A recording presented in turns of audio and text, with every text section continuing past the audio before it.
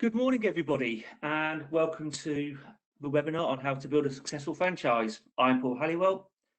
I'm a Senior Food Consultant for Aviko. I've been with the business for 6 years. My background has been in food manufacturing for approximately the last 20 years, and prior to that, I was a chef and group F&B manager. Today, I'm joined by Matteo Frigeri from Seeds Consulting. Seeds Consulting specialise in franchising businesses. Matteo's got 15 years in the restaurant industry and has worked on international and national franchising. We are also joined by Imran Mamud of Rooster Shack. He's one of Matteo's clients.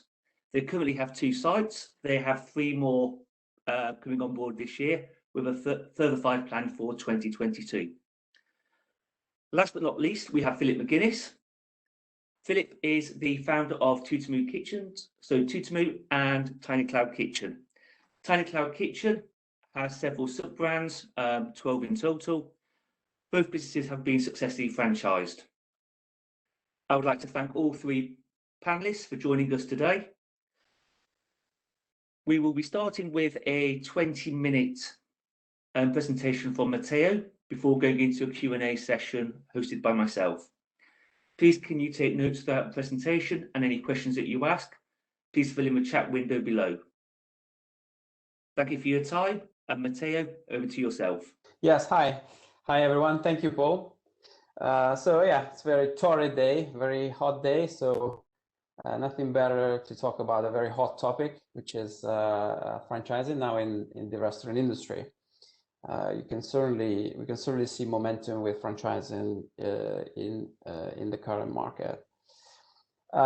So how to build a successful franchise? First, a bit about us. So Paul already introduced us. So we've been on for 12 years. We've been involved in franchising several restaurant businesses, and then took on the recruitment of several successful restaurant or food and beverage brands, and we're also involved in property and operations, which we see as very permeable sectors to franchising. So this is a bit what we are. So without further ado, let's move into the franchising topic. So first is how strong is the industry in the UK? I mean, we have a report from 2018 by the BFA, the British Franchise Association, and in conjunction with NatWest, which gave us some very strong data, both in terms of how many franchise systems are in the UK, what's the whole sector turnover, how many employed people we have, many units there are. But I think the key number there is the profitability. So the vast majority of franchisees in the UK are reporting a profit. So that says something about the popularity of the franchise model in 2018, and as I said, probably increased since then as well. One specificity of the UK market is that there's no franchise legislation, so it's an unregulated market, and it's becoming a bit of an exception worldwide because a lot of the strongest franchise markets now have franchise laws. They tend to focus mainly on the disclosure of the franchise opportunities, so that initial phase where franchisee is evaluating a franchise opportunity. But having said that, it doesn't mean that it's not good practice to provide disclosure document in the UK. In fact, we do that for all our clients at Seeds Consulting. And also, laws are applicable. There's no franchising laws, but certainly laws like data protection or various trade laws apply to franchising as well. So what does franchising involve? I mean, it's obviously, there needs to be a proof of concept, and we will look at that later in the presentation. So there needs to be a proven success in the market. It involves the use of a brand that is licensed to another operator. The use of the brand, your IP, whatever is that proprietary asset in your business is licensed to a third party under certain conditions, and the conditions are set out in a legal agreement or multiple legal agreements. That licensing involves obviously payment of fees both upfront and ongoing in the form of franchise fees, which are paid upfront, or ongoing royalties and marketing fees, which are paid on the revenue on an ongoing basis. So it involves also setting up franchisees, so transferring the know-how, the knowledge via training, and of course offering constant mentoring, business support, marketing support as well.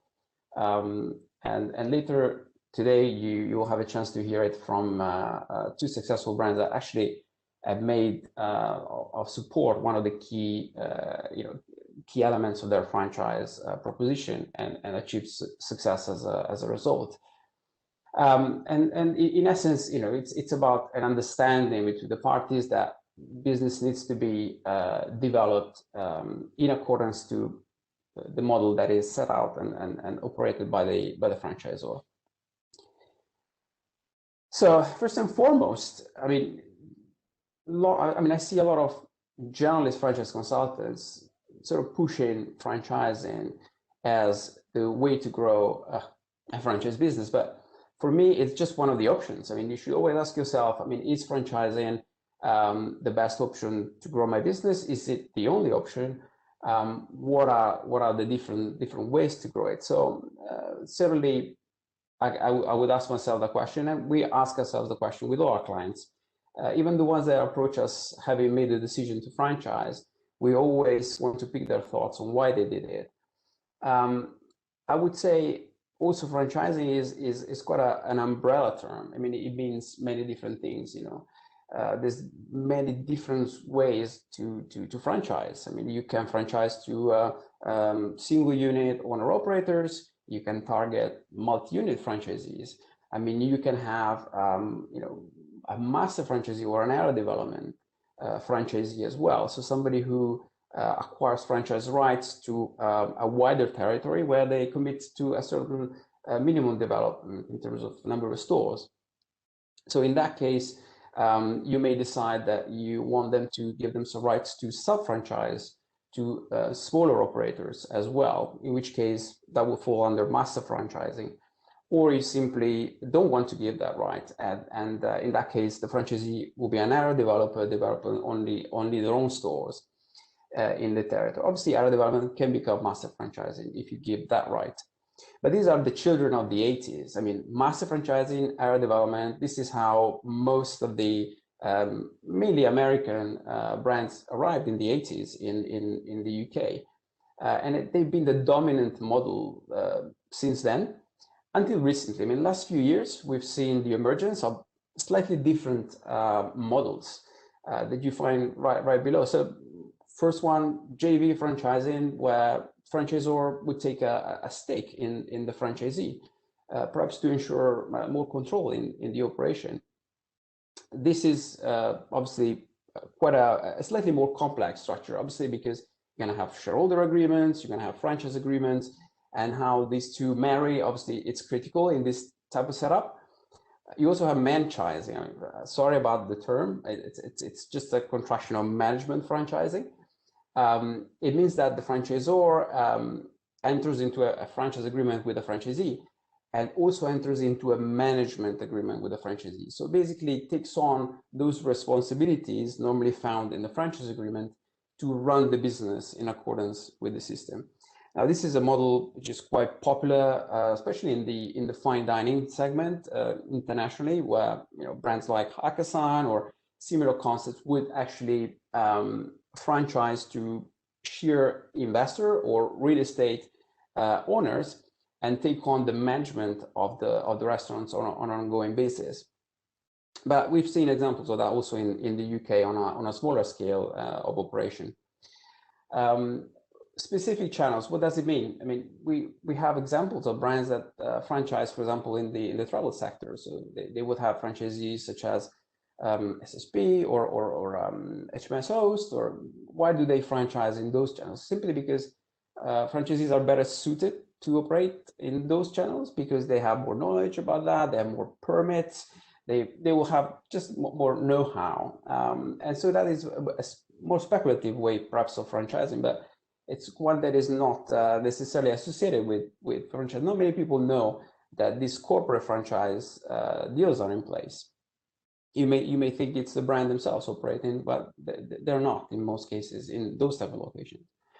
And then the real estate model, obviously, this is McDonald's model. It's the model where the franchisor sort of focuses their business model more on the ownership of real estate that is from which franchisees operate. So again, different ways of franchising, and not just one way is often the way we associate franchising is that of a small owner operator, but it's not quite like that.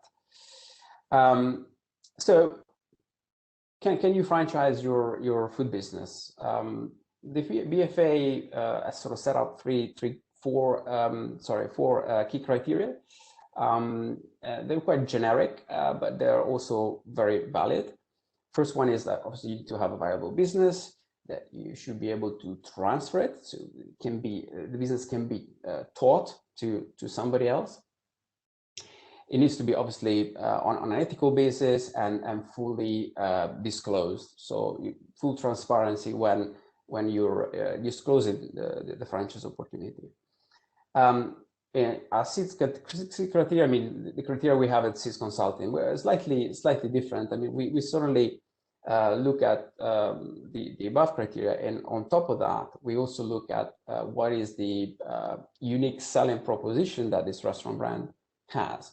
Now, USP is often mistaken for it needs to be a recipe, it needs to be an algorithm. I think USP, sort of KFC spices type of thing. I think what the USP should be, or could be as well, is just the operating model, or a specific way of operating in your business that is unique to you and is proven to work in the market. So don't think necessarily you need to have any business secret to have a USP. The second element is that it needs to be relevant to the consumer. So we're looking at consumer trends, certainly the main ones, and micro trends when it comes to a specific food segment. And the principle is that if you want to create a franchise, it's going to be for at least the next 10 years. So does this concept have the longevity on the market, so that you're able to tell to your franchisees that you'll still be there, considering where the market is going.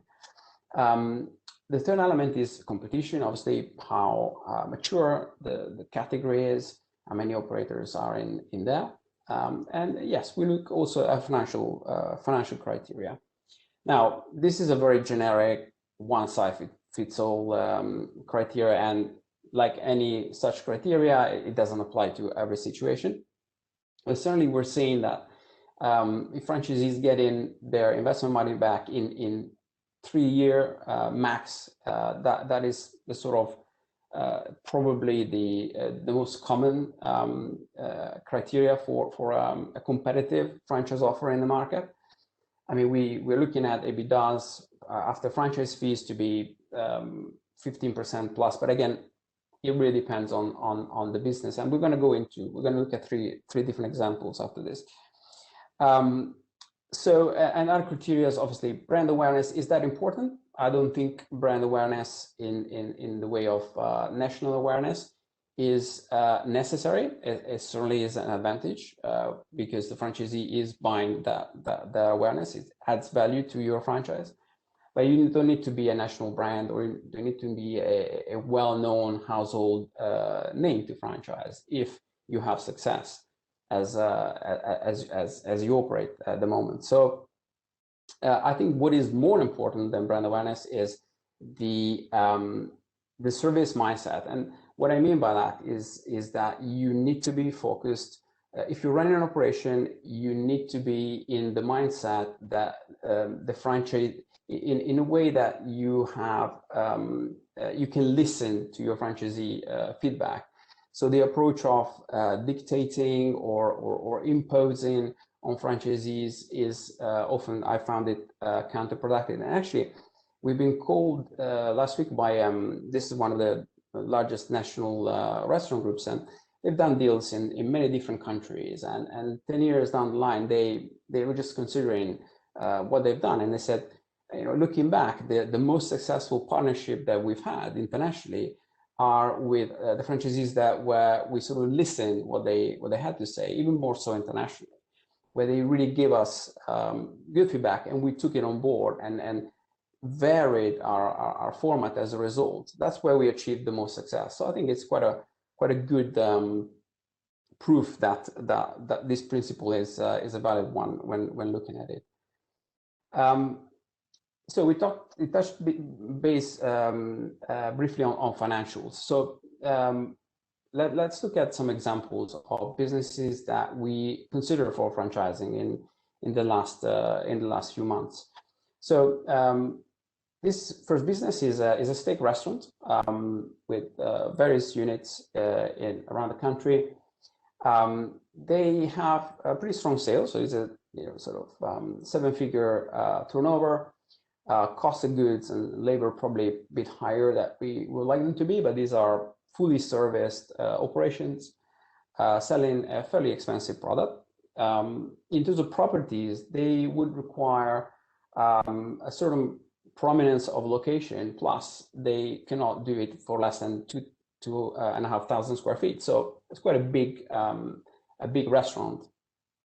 And other costs are also quite high because it is a service operation, so service standards are pretty high. So the EBITDA here on a kind of average basis was obviously solid, 6-figure EBITDAs. But if you relate it to the investment, it is certainly okay as a corporate business. Some may say it's a very successful corporate business, but when you look at it from a franchise perspective, so if I just do a quick assessment by removing 6% of their turnover, say a really rock bottom franchise fee, franchise royalty, and franchise marketing fee, then you can see yourself that the return on investment doesn't really make sense. So this is, for me, it is probably a business that can grow via the equity or the debt route, but franchising, I really struggle to see it as a franchise business. High investment,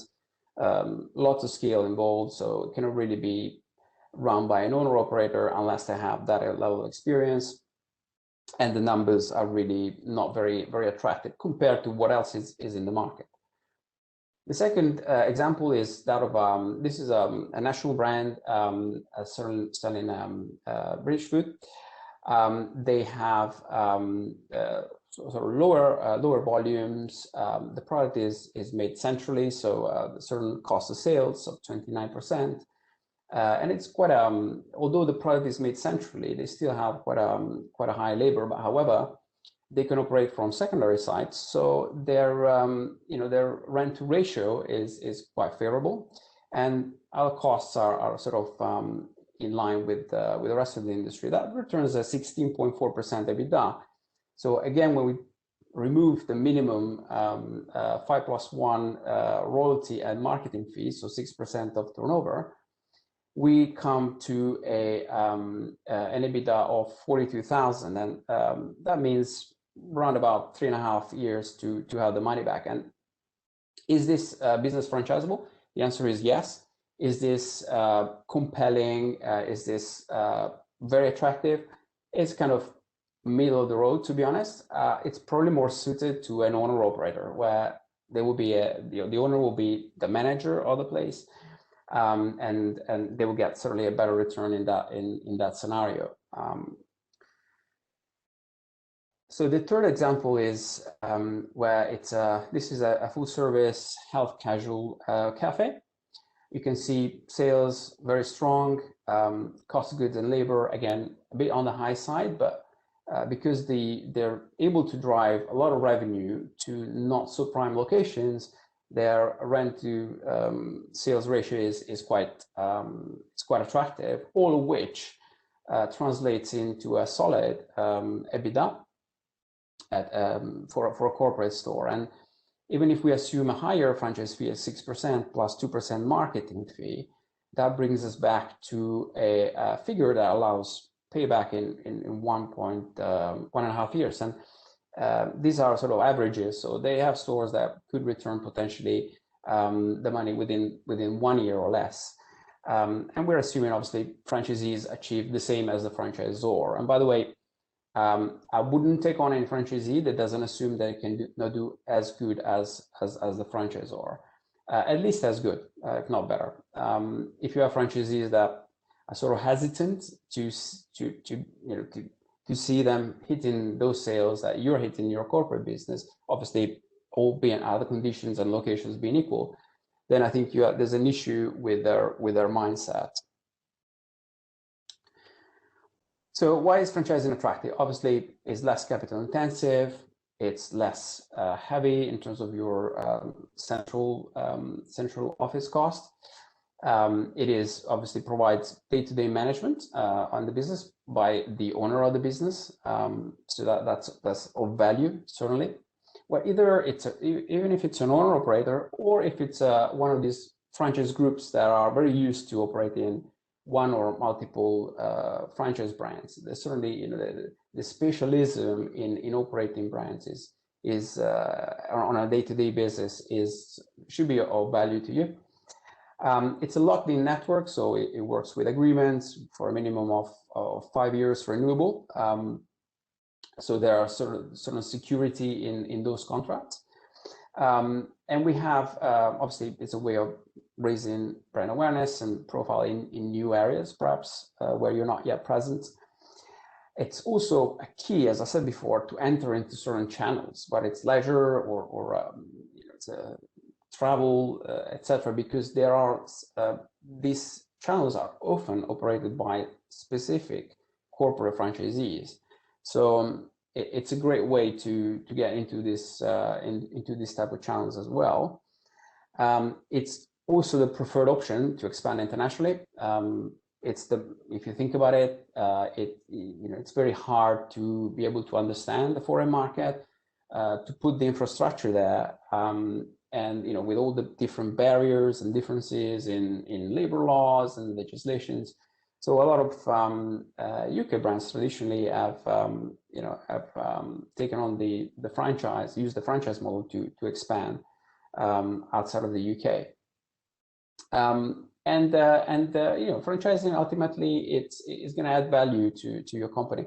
Actually, it's quite interesting. There was a research that came out in the US very recently, talking about they basically looked at over 2,000 business resales over the last 10 years, and they looked at which businesses were franchises and which businesses were not franchises.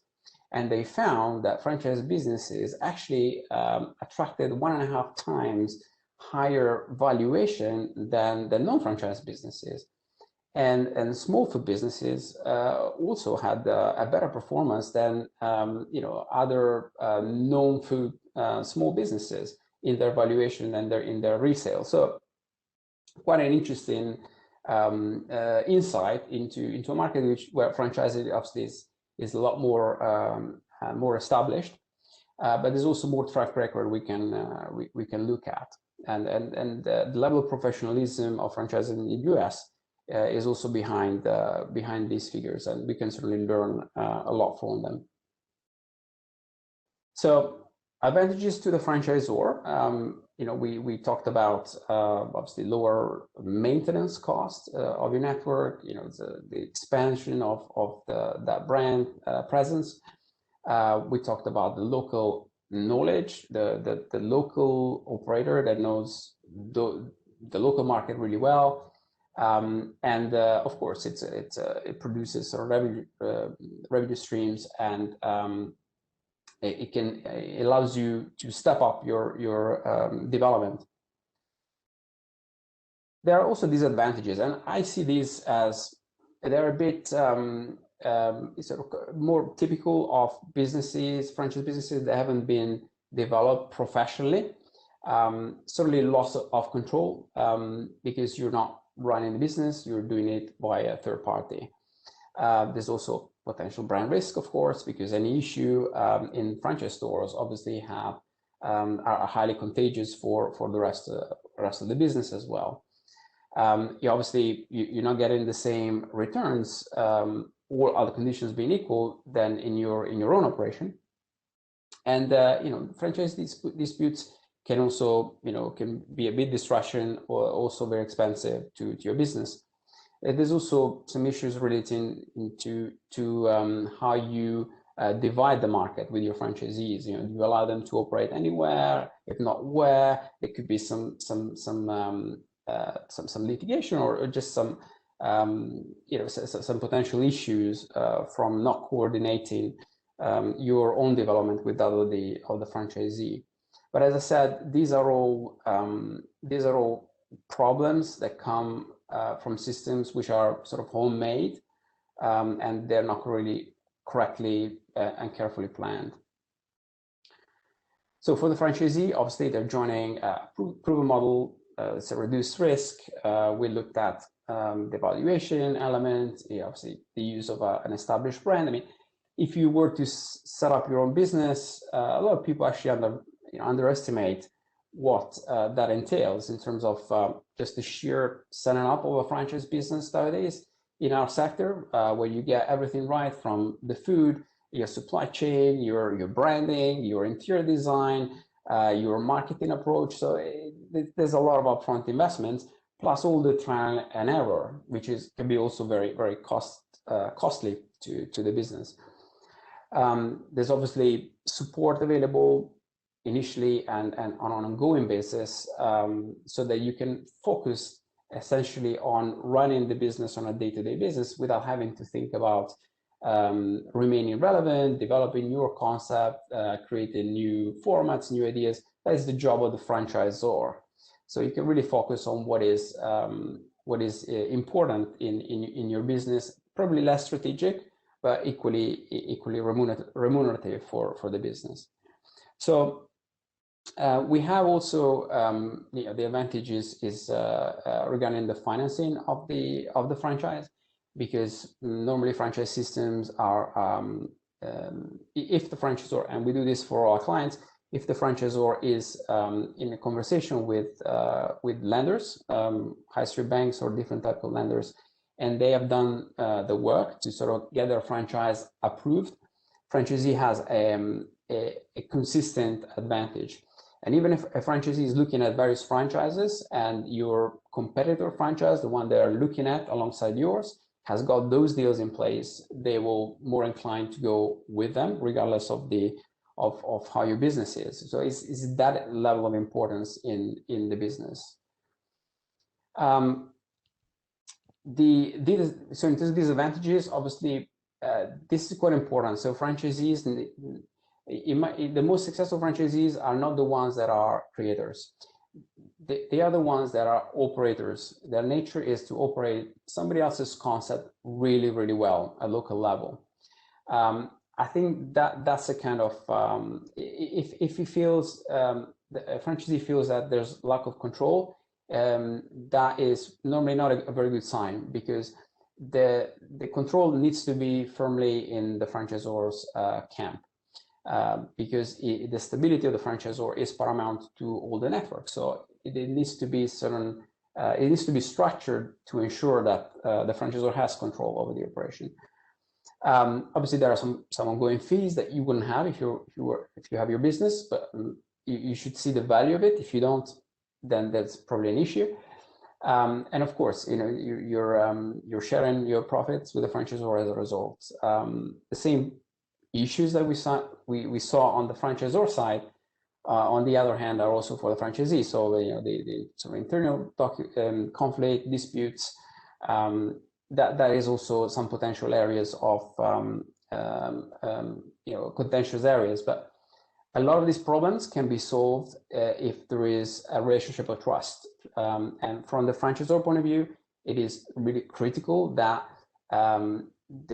there is a robust recruitment system in place, where you're selective with regards to who you attract, and you should really look for that operator rather than that creator personality in the franchisee. So if you So franchising the business, what is the process? I mean, we've gone through this a number of times, and we've sort of come up with what we think is the most sensible way of proceeding. First and foremost, you need to have a model that is proven, that is viable. So that's why there's a bit of emphasis in the beginning on the track record of the business so far. But then once you have that success as a managed business, then it is really looking at the model, the franchise model, how it would look like. So the design phase is a phase where we design the architecture of the franchise. It's a legal, commercial, all the conditions around the franchise, but also what is our development strategy. So you cannot go to the franchise market and not know what is the market opportunity and what is your plan, your business plan for the franchise. You need to have that in place. So all of that is about designing the franchise system and making the key decisions. So do you take on the head leases of the properties? Do you own supply chain? To what extent? Do you provide a managed franchise? These are the sort of key decisions we take at the design stage. Once we have finalized and we have agreed what the strategy is with the client, then we would move on to systemizing. Systemizing meaning we need to create a certain number of tools and processes to franchise. The tools are things like business manuals, so the documents that set out exactly the business, how it should be operated, what are the standards, what are the SOPs that need to be there. Also, what are the rules of the game between you and the franchisee? What are they allowed to do and not do? So business manuals can be construction manuals, design manuals, training manuals, operations manuals. All these things need to be developed and to be in place. Legal agreements, of course. You need to have a professionally redacted legal agreement, or you will find issues further down the line. We want also to include information memorandum documents. So this is a disclosure document. It's just like an investment. You have an information memorandum also for franchise investment. We would then produce a franchise prospectus and sort of materials for to market the franchise in terms of content. And then we have a process. So we have a set process to recruit franchisees that allows us to select, allows us to gain commitment where we want a partner to join the system, and protects our clients' confidential information, and also minimizes their involvement in the process so that they can spend time only with pre-vetted parties. So once that initial setup phase is complete, then we go to market, and we will set up a number of pilot franchisees.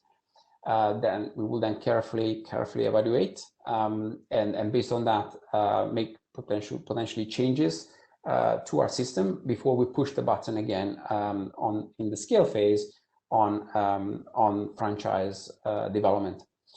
So I'm just conscious of the time. I think we have concluded the presentation nearly. Just probably 2 more minutes. So we'll go very quickly. Again, what is franchise success? What does it mean? Certainly there needs to be a clear definition of what the market opportunity is. How many sites you want to do in the UK? In what location? How many will you do yourself? How many you will do with franchisees? What type of franchisees do you want? Do you want 5 regional franchisees? You want to have 100 franchisees operating each 2 stores or 1 store? So that needs to be there needs to be clarity around that. I would say you also need to have a franchise operation model. You need to have thought about how training, support, marketing, how all these things would work in your franchise system. So once that's defined and then it's proven to work, that's a big element to franchise success. Also, how robust your training and your ongoing support is. So are you just training at the beginning and then leaving franchisees to operate themselves? How frequently do you audit them? what level of training do you support? Do you just train them for 3 days, or do you train them for 3 weeks? Obviously, it depends on the concept, but we can certainly relate training duration and content to a specific business and say whether that's adequate or not. And last 2 points. Franchise recruitment, yes, being selective, being absolutely not in a sale mode, and at least not in the beginning, is critical to your long-term success.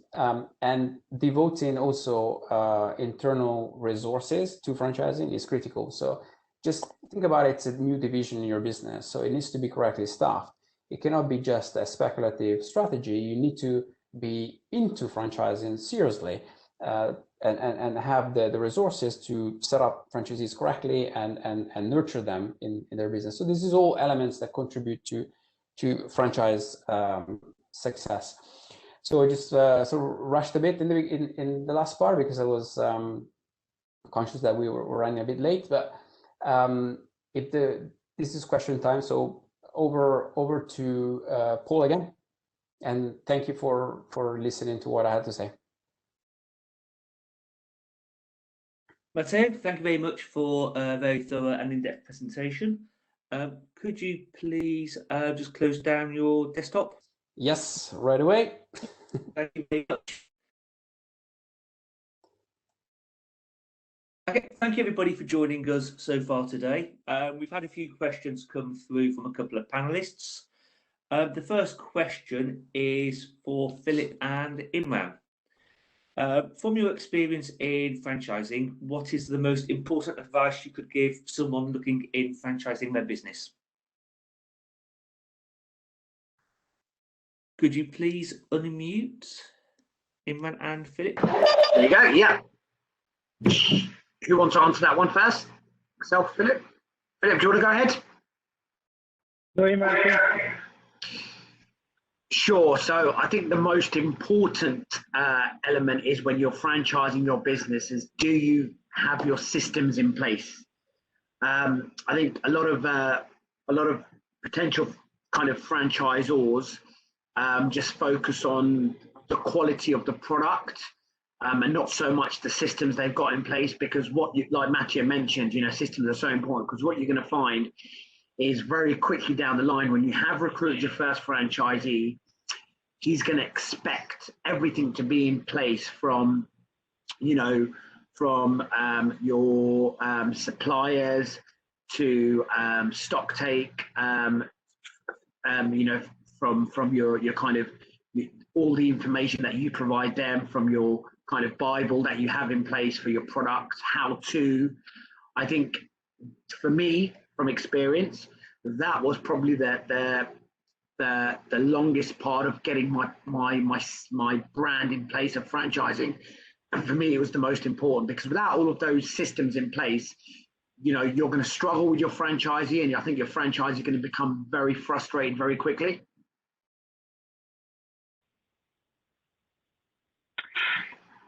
Yeah, I would also agree with Imran with all those points. I think that the critical other part to mention there would be and the reason why we went to seek consulting is because we felt that we, even though we believed we had a successful business, we probably needed a bit of expertise on the franchising side just to hold our hand the way through it. So somebody who could say, right, here are the things you need to watch out for, make sure that kind of they give us a kind of a roadmap, which we followed, and then making sure that we had the required level of investment to make sure that we have all the kind of manuals and all the different things produced for the business, and making sure that the right legal contracts are done. And I think that one thing that we didn't do, and which I think you could do very easily, is we kind of went to, I suppose, the best lawyers to make sure that we had the best agreements, and make sure they were fair. Because one thing that my view on franchising, and I think is missed an awful lot in the industry, is that this is a partnership, and the franchisee has to make money, and like it's all about the franchisee making money. Let's be honest, and that's the critical part, and making sure that everything is fair, so that the franchisee is clear. Okay, well, here's the legal agreement. Here's why it's been tailored this way, and making sure that everybody's clear on what we're doing going forward. So to me, I would say that putting in as much time and making sure that both parties are clear on the roadmap and clear on the different ways going forward, I think, is the critical part for me. Absolutely. Okay.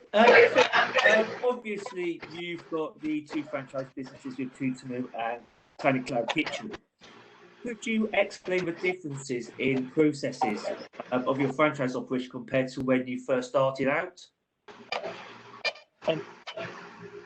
Paul, sorry, it's kind of hard to hear you there. So you said to me just to explain the differences in the processes. Obviously, when you started out, you would have done it in a certain way. And what changes have you made along the way?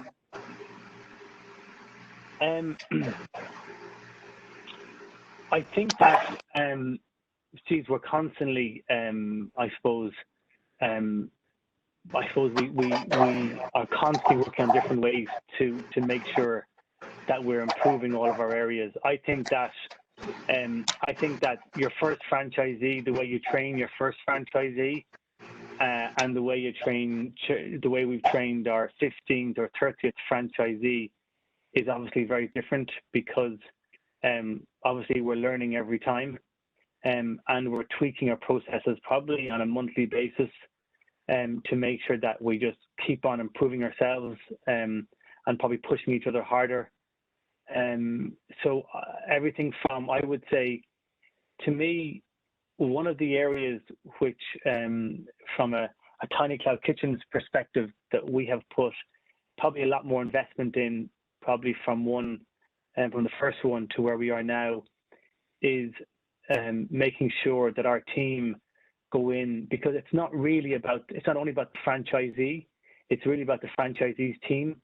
And we now put an awful lot of emphasis more nearly on the franchisee's team than we do the franchisee, to make sure that they really understand the food, the processes, what the benefit is to them, and how they can really, what they can get from having a Tiny Cloud Kitchen in their restaurant or hotel or whatever kitchen they have. And I think that's probably the biggest emphasis that we've put in. And now we found that our rollouts have a lot more successful and smoother, because we've got that buy-in initially. And because what we simply do is we simply deliver successful brands into underperforming kitchens and rotas within hotels, bars, restaurants. That's what we do. And most kitchens are underutilized. So we provide solutions not only for delivery, but also for dine-in. And it's really to make sure that we can really take the present labor cost and really add successful brands. And so it's been able to give the present team nearly extra labor, because actually they've been giving a lot more sales. So we just try to get that benefit across, so that we get complete buy-in from the start. And I think that's something that we've probably done very successfully over the last while. But at the start, probably we had room for improvement. Okay, fantastic. Matteo, in your presentation, you briefly touched on what makes a good USP for a franchise. In your opinion, is it always good to start with a new concept, or is it good to look at a traditional concept that's already out in the marketplace and adding value in some kind of direction?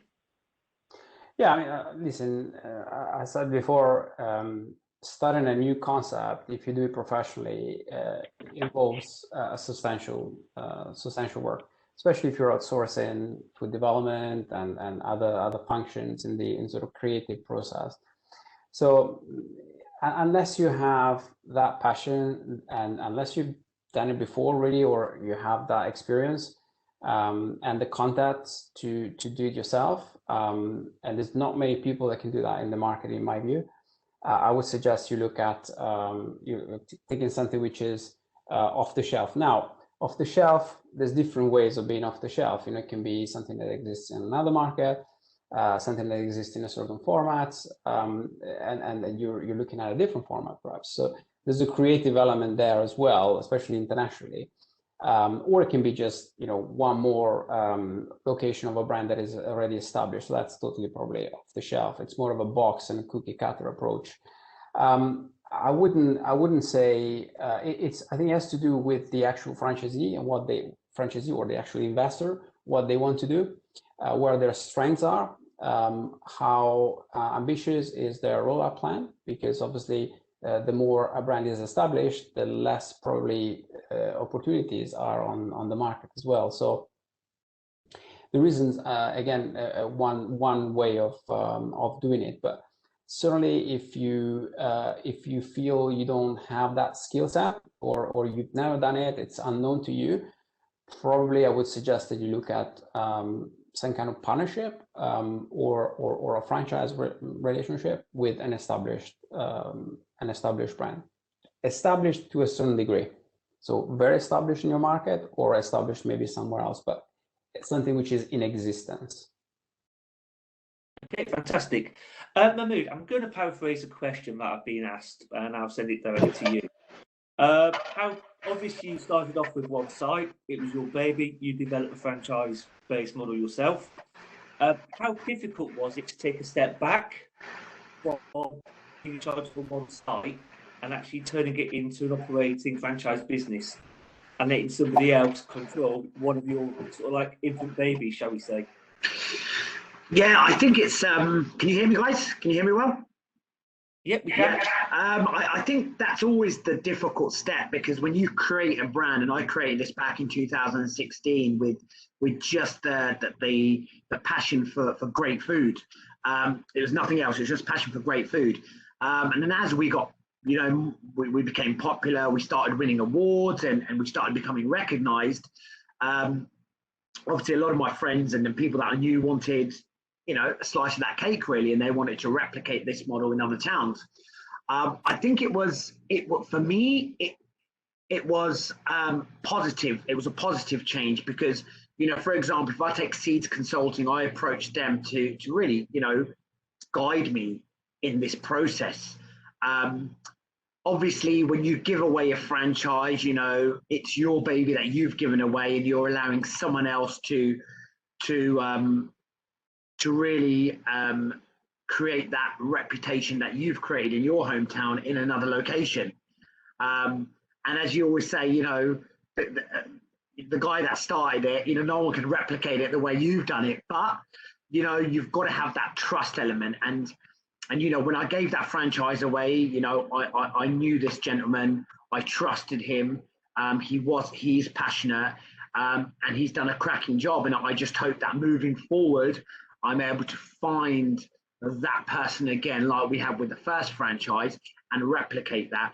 But I think it's difficult because, you know, you're so passionate. And even now, you know, when I'm there with him, I'm looking at every small detail, from how it's presented, how the burger's been wrapped, how the milkshake's been presented. And I don't think you'll ever let that one go, because, you know, it is your product. And you just want that customer to get that wow factor like you give them in your hometown. Imran, show how positive you are about your own business and how passionate you are as well. Obviously, your first franchisee is passionate about a product. How do you feel about maybe that franchisee taking over more sites in the future as it goes through and he's more successful? Yep. Is that something that you're looking at for people to actually take over 2, 3, 4, 5, maybe even more sites? Absolutely. So with this, just an example, with this current franchisee, he's looking to open his second site in January, which we're working on at the moment. We've just got a lot going on at the moment in terms of growth. So we're going to be sitting down in September, and we're going to be, and it's going to be a real easier process, because he knows the product, he knows the brand, he knows how to run the business. We've looked at a site at the moment, a couple of towns. So for me, if the franchisee is right, you get that instinct very quickly. And like Matteo said, you know, there's certain things you look at when you look into a franchisee, and it's you know, it's passion, it's commitment, it's all those things. And with this gentleman, you know, with this franchisee, you know, we're going to go on to 2 sites and 3, and I'll be very, very happy. And moving forward with any franchisee, the plan is, look, you know, it's not just 1 site, it is a 2nd site and it is a 3rd site. But it's done through the right process and knowing that initially, is that the right person for your brand? And if you think that's the right person to hold your brand, then absolutely you can go forward and grow your brand with them. But you'll know very early on, you know, and I think for me and probably for Seeds as well, and I think for Seeds as well, it's when we're recruiting for our franchisees, it's really asking the right questions. I know from a very, very early onset into that meeting whether they're going to be right or not. Okay, fantastic. I've been asked one more question. It's sort of based around what you're doing currently, and it goes a little bit to what I do as well. I work with a lot of street food companies as well in the marketplace. One person just asked me, have you ever looked at using your brand, your concept in a dark kitchen to expand your business? And that's to Imran. I think absolutely. I think more internationally, I think dark kitchens are popping up everywhere. In the UK, they're obviously becoming a lot more popular, but internationally, they're huge. You know, if we look at the UAE and we look at other countries, dark kitchens are really the way forward. And I think dark kitchens is a great concept for much lower setup costs. You know, a lot less risk. You don't essentially need a unit in the middle of a high street. You know, you can be anywhere. I think for myself at the moment, it's really getting because my brand is all about being in a neighborhood. It's all about being in a town center. It's all about being in front of people. And I think that's really where you capture my brand and you come in and you have the experience of you know, the branding, the look, the feel, the touch of the food. I think in the future, I think dark kitchens are going to become a lot more popular. And I think probably for many brands, even the bigger brands out there, they're going to go down that dark kitchen concept. But for myself, you know, it's about being in front of that retail park, in front of that neighborhood and on that high street. And I think that's what customers love and want. And I think for now, it's going to be that. Okay, fantastic. Matteo, I've had a question come in. What areas of food franchising currently are really hot? And what are your thoughts on food and activity, like the experience kind of franchising model, where not only are you having food, but you're doing some kind of activity in the venue? Yeah, okay, thank you. Thanks, Paul. I mean, I would say in general in the market, we've seen a lot of traction. We've seen smart money going into certain segments of the market. So typically, these are businesses that operate a QSR model. They are quite processed and systemized, so they're not really around the experience of running a restaurant. They're more around the process, the service, where they can operate with lower overheads in terms of staff. They don't require skilled staff.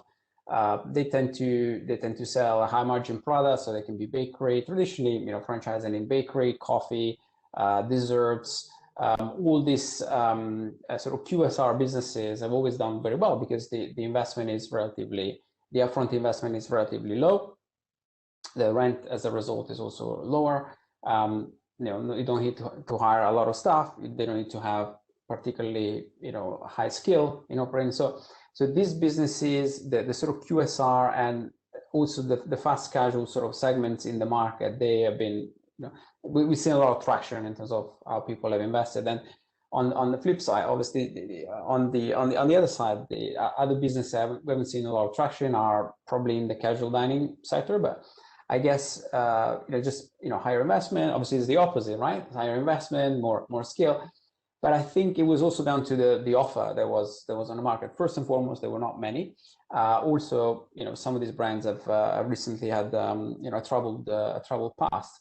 And if I look at one of my, you know, sort of most popular franchises for now in our portfolio is a casual dining franchise.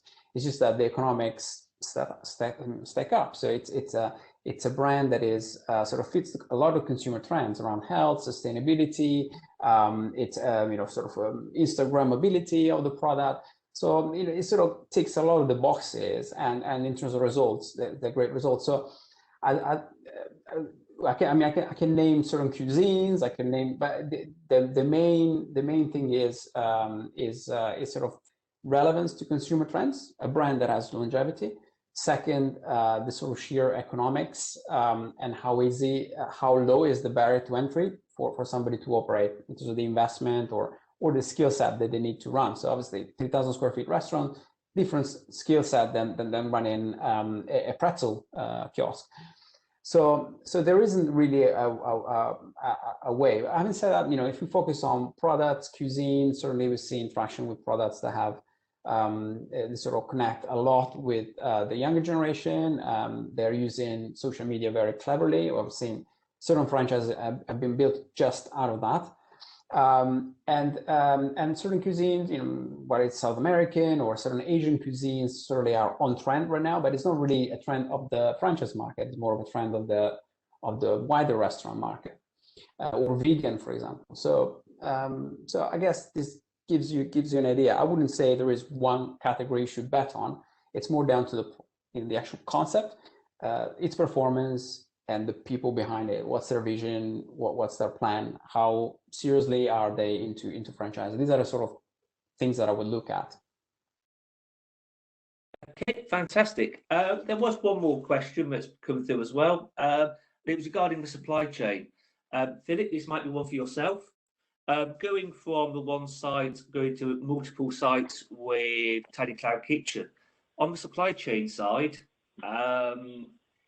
did you stay with the same supplier, or did you have to bring in more suppliers, or did the supply chain just stay where it was? And how easy was it to add more sites going through national coverage?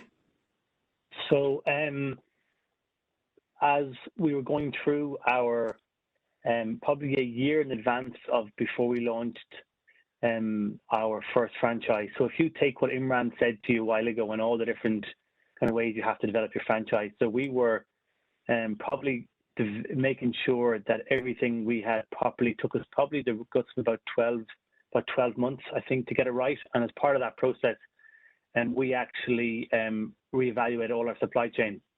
And so we actually, in Tiny Cloud Kitchens, we basically use one major food supplier. So we have worked with that food supplier and given them probably serious volume, but kept them to a plan, and probably have kept our plan. So we work to one major food supplier in order to keep things as simple as possible. So in Tiny Cloud Kitchen, it's about simplicity across the whole business. So, but yes, we did, but we don't believe in, we have one smaller food supplier, so we just use two food suppliers in total, so we keep things simple. Okay, fantastic. I've had no more questions come through. So at this point, I would like to say thank you for everybody that's attended. A big thank you to the panelists and their insight into building a successful franchise. If you would like to add any further comments, anybody, if you'd like to book meetings with myself or Matteo or get in contact with us, please use the chat box to send us your details. Also, if you contact us, we'll be happy to send you a video of this webinar. Thank you once again, everybody. And that concludes today's webinar. Thank you for having us. Thank you, guys. Thank you for having us. Thank you. Thank you very much. Thank you, everybody.